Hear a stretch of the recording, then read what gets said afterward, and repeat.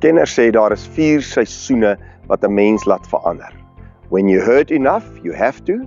When you see clearly enough, you are inspired to. When you learn enough, that you want to. And when you receive enough, that you are able to.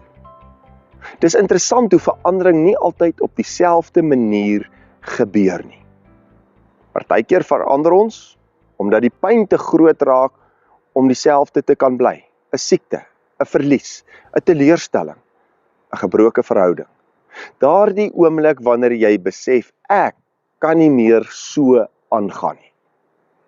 En dan is daar natuurlik ander tye, wanneer iets skielik helder raak. Jy sien nuwe moontlikhede, jy kry visie, hoop, inspirasie. En soms gebeur verandering weer stadig, deur leer, deur te groei, deur wysheid. Jy begin anders dink, anders kyk, anders leef.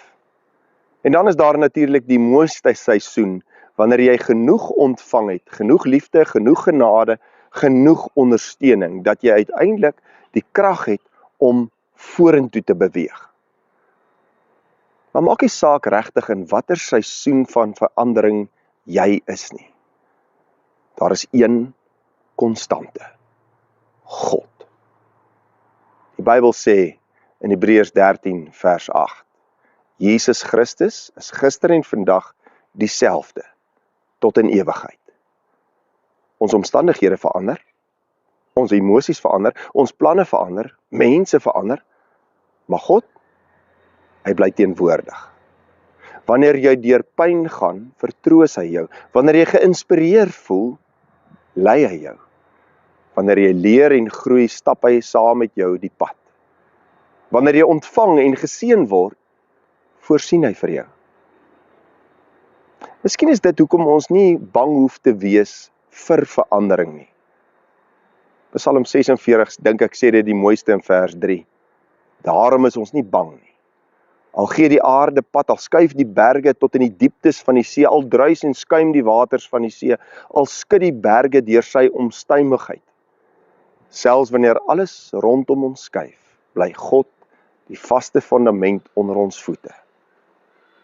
En dalk is die grootste troos nie dat ons altyd verstaan waarheen verandering ons neem nie, maar dat ons weet wie saam met ons daarheen stap. Kom ons bid saam. Driemaal heilige God, Vader, Seun en Heilige Gees, Heer, dankie dat ons tot U kan bid.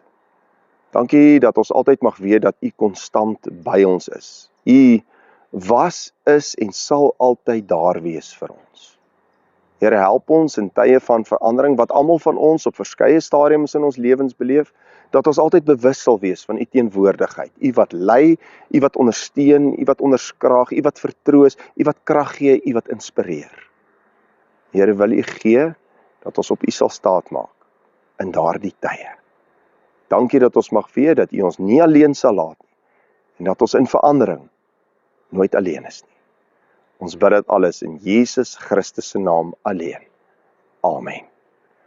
Dankie dat jy vandag weer ingeskakel het hier by die kerk aanlyn. Indien dit vir jou moontlik is, jy weet al, deel hierdie evangelie met ander. Dalk is daar net iemand daar buite wat op hierdie stadium in sy lewe deur verandering gaan en net meer moet hoor dat daar 'n konstante is: God.